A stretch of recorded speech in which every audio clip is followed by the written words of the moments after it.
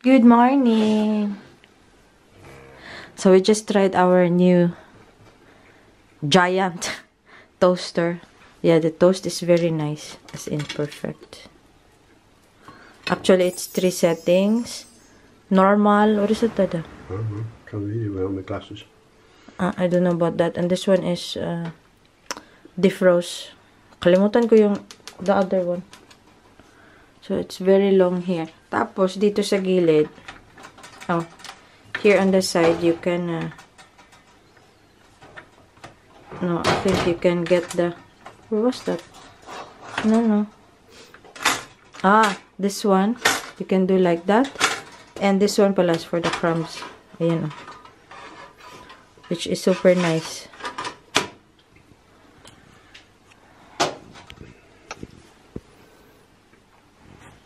Perfect toast in the morning. Next time I'll make some poached eggs with the toast.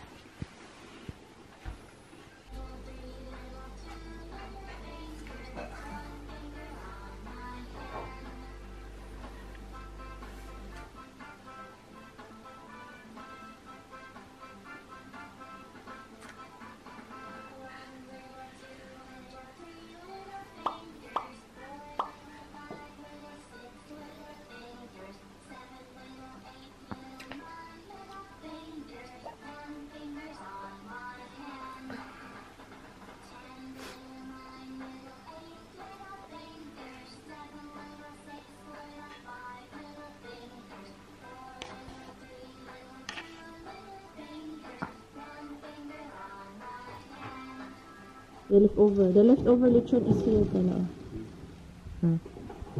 Nirap ko ng plastic foil. What time you want today? I'm 9 o'clock. So after this one, getting good. Hala, yeah, and I didn't think of... Good morning! It's Monday. Pasok tayo sa trabaho. Nakalis na sila, Sophia. Welcome to another vlogmas nga pala. Ay nako, dito muna tayo mag-chikahan sa aming shower kasi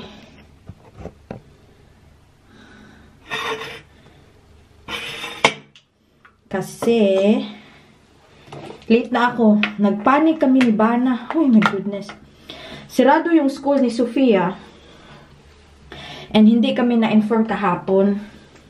So, ang nangyari, tumawag si Bana sa akin na sirado daw yung school. Ako nataranta. Nataranta na ako, so tinawagan ko. Siyempre, yung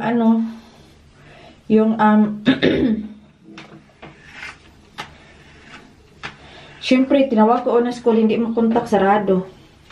Tapos, tinawagan ko yung main office. Alam ko naman yung mga main office. Ano pa yung nag-open eh? Alas 8, alas 9. Ngayon, alas 9. Sabi ko, putragis na. May problema, sabi ko, saan na kaya ako tatawag? So, tapos mayroong isa doon na mag-iwan na ng voicemail. Pero hindi ako nag-iwan ng voicemail. Kasi mahirap mag-voicemail lang sa Netherlands. So, sabi ko, tapos sumawag ulit ako, si Bana, nagpanik na. So, sabi ko sa kanya, sabi niya, wala ng tao, walang ilaw. So, natarata na si Bana kay malit na din siya, no? So, pagkatapos nun, sabi ko sa kanya, sa telephone, sabi ko, tinawagan ko siya ulit, sabi ko, walang sumasagot. Alas 9 pa yung bukas, sabi na, ay, ganun na siya. Paano na yan? Panik na si Bana. Tapos sabi ko, bakit di mo yan dalhin doon sa, init. Doon sa dinala mo sa kanya dati. Kasi, di ba, nung nag-lockdown din kami, may, yan, nasa ibang location si Sophia. Pinalit, iniba nila. So, nilipat, So siya, papunta na pala so sabi niya, tawagan ko muna trabaho kasi late na ako. So, buti naman, dito na ako sa taas. Dinala ko na yung aking phone. Dito kasi naka-charge. Tapos, silent lang yagi. Talagang binulyong on ko talaga. Tapos, may tumawag na unknown caller. Tapos, sa school pala, sabi ko, hi, buti naman, tumawag. Nakita pala yung aking, number. Tapos, sabi ko, sarado yung begin. Sabi ko, wala kami natanggap na emails or anything kahapon. Sabi niya, I thought na-inform na lahat kasi sabi daw na-inform lahat. So sabi ko, hindi kami na-inform kasi diba si Sophia na sa akin ng Thursday and Friday, free din siya. So nakalimutan ata si Sophia, lagi na lang nakakalimutan. Pero alam nyo, may ano na ako, may plan B na ako. For example na hindi pwede si Sophia. Tapos hindi ako pwede mag-absent, no. Kasi, wala tayong sweldohin. Kasi sa amin na pag-absent ka, ano talaga, wala kasi talaga sweldo. Wala na akong maraming oras, ha. Tapos sabi ko, sus, mga ninang na lang niya. Maarte na isip ko. Pero alam ko, may lakad yun ngayon eh. So, siguro papasok lang sana ako ng half day. Kasi may konting hours pa naman ako. Para lang ma-cover ba for today. Kasi, bukas free naman ako. So, sa akin si Sophia. Parang ganun. Hindi kami nakaplano, diba? So, parang nawindang kami ni Bana. Tapos sabi ko sa kanya, okay, pumunta ka na doon kasi tinawagan ako. So, yun.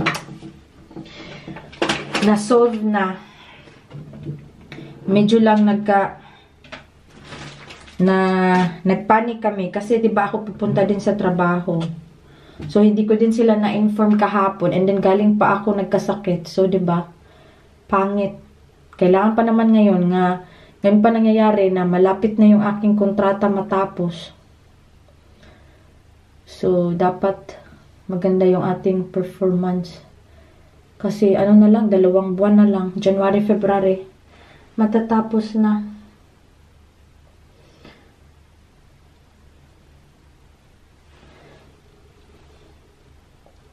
So, kahit lockdown dito, sarado yung mga tindahan. Papasok pa din kami kasi madaming ginagawa sa loob.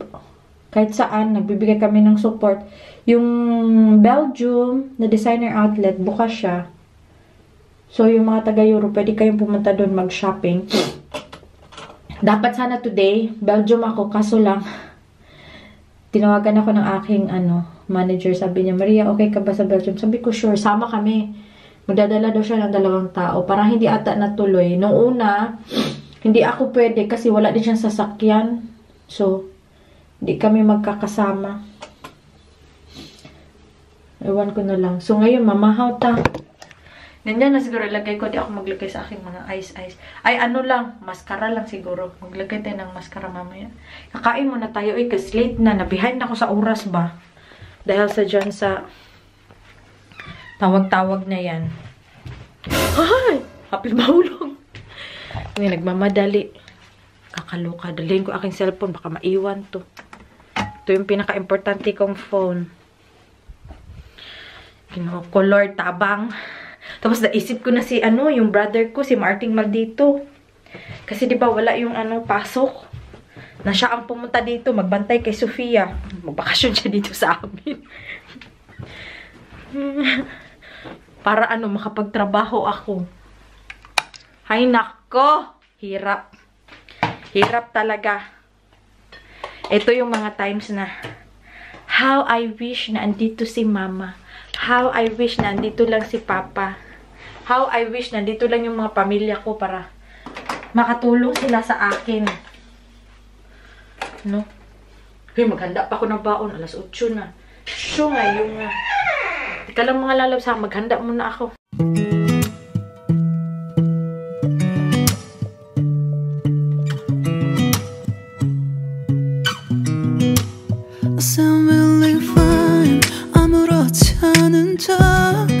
아무도 모르게 조심하는데 또 티가 나나 봐서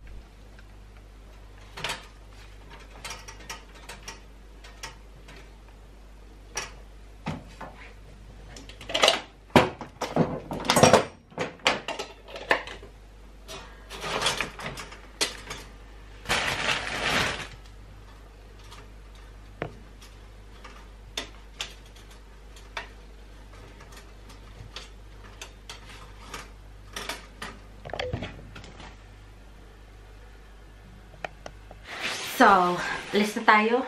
Grabe yung aking dalunggan. Okay lang yan. Nag-lipstick tayo. Hindi na may makita mamaya kasi mag-mask, diba? Yan, alis na tayo. Kunin ko lang yung bike. See you later, lalabs. We're home! I'm home! Andito na din sila. Nagmamadali ako. Naabutan nila ako. Grabe, hindi pa ako nakapagluto. Sabaw lang. Tapos, slice ko na ng maliit yung patatas. sabaw lang, tapos may buti, may rice ko kahapon. So, yun lang. Tsaka dada, sa freezer galing na curry. Yun na lang, kasi nagmamadali. Super. Kawawa yung bata, di ka nakakain ba? Hindi kasi ako nag-prepare kahapon. Ewan ko ba bakit hindi. Hindi ako nag-prepare. So, pero okay lang yan, no? Si Sophia lang yung yung affected sa ganitong setup.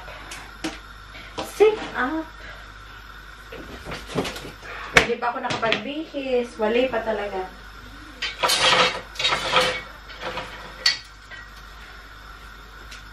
Parang natunaw yung aking puso. Sabi sa dada niya, please! Please! Gusto niya magwalis. Okay. Show them how you do it. Yeah, okay. Yes, it's so dirty that you need to clean up. Huh? Is it so dirty that you need to clean up? Okay.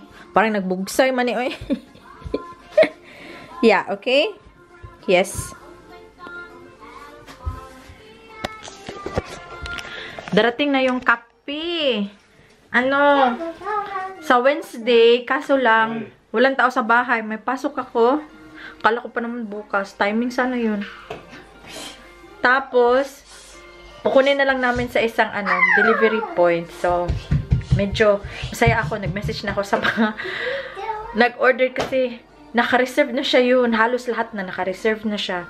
So, hinihingi ko na lang yung address nila para ma-prepare ko kaagad. Hi mga lalabs!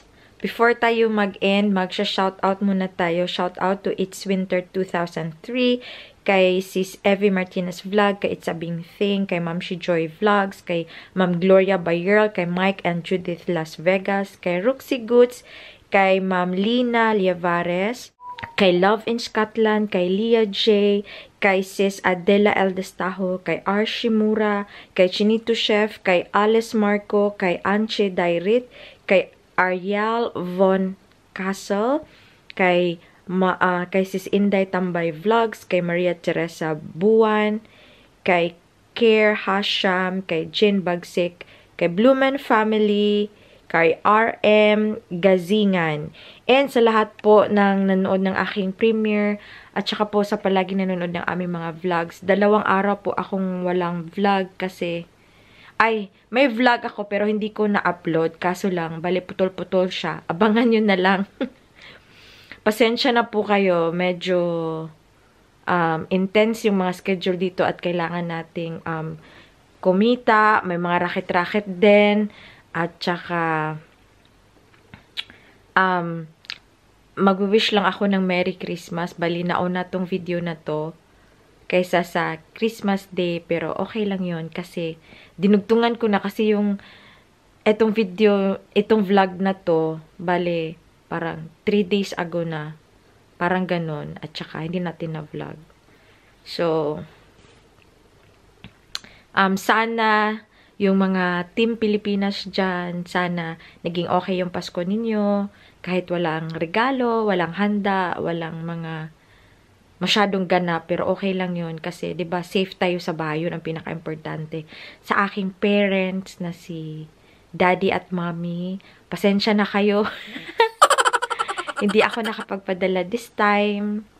Pero nagpadala naman si kapatid and utang mo na yung sa akin kasi busy pa ako, nagrumarakit. Pagpasensyahan nyo na muna. Merry Christmas sa aking mga kapitbahay dyan, sa Pilipinas, sa mga friends ko, at saka sa lahat ng nanonood. Thank you po.